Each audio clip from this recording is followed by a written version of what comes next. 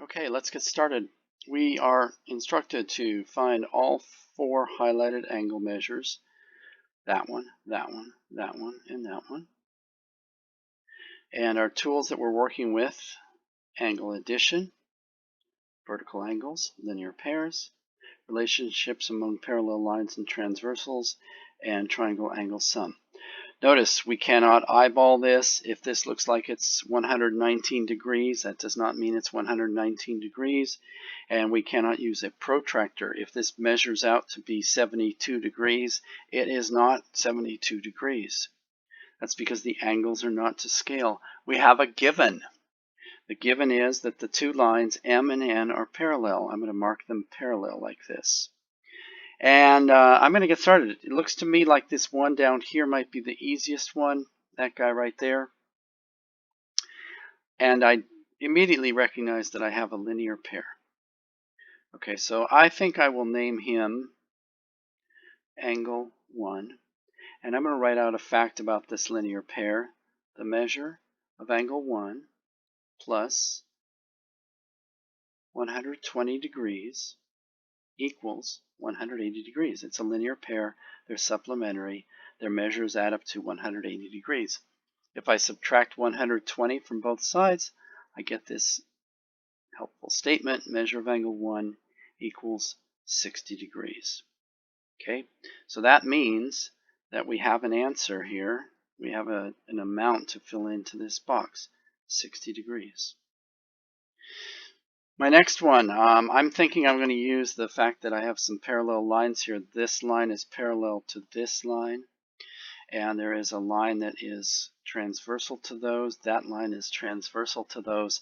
That means I have all kinds of really great relationships, including, I notice right away, alternate exterior angles. So the alternate exterior angles that I see here are this angle. Let me change pen colors here. This angle and this angle. Alternate exterior angles are congruent. That means that that thing right there must be 120 degrees.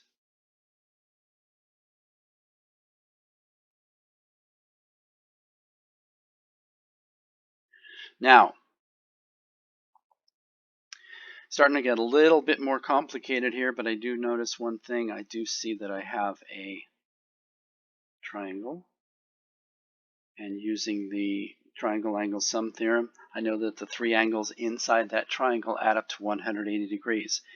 Well, I don't have any of the angles inside that triangle. What am I going to do about it? Well, I actually do have something inside that triangle. I know that this is a linear pair, and that means that this angle right inside here is 60 degrees. I also notice another linear pair.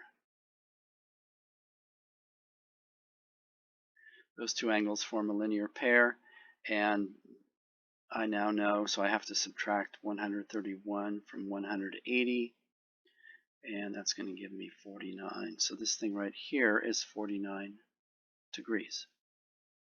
Okay, well, let's take the unknown. Maybe I'll call him angle 3. And let's write a statement. These four angles must add up. These four angles must add up to 180 degrees.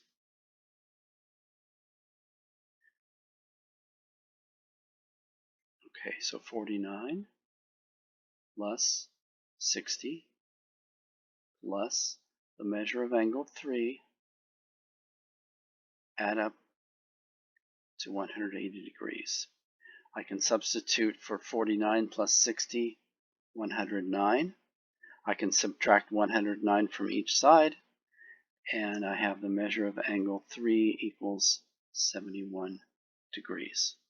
So my answer is here. There is my answer, 71 degrees right there.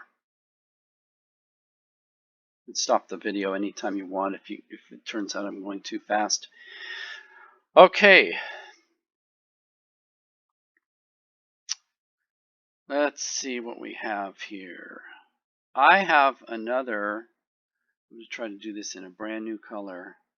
I haven't used orange yet. Orange, you glad I get to use that color now. I have another vertical pair. That angle is vertical to this angle. Let me color that so you can see that, and I promise I will remove the color soon. This angle is congruent to this angle. Okay.